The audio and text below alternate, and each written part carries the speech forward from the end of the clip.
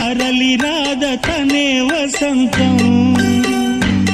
తన దరికి రాని వనాల కోసం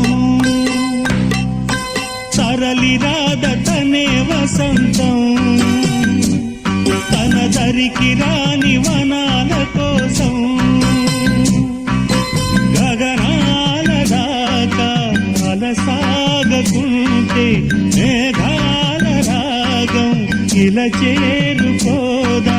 తరలి రాద తనే వసంతం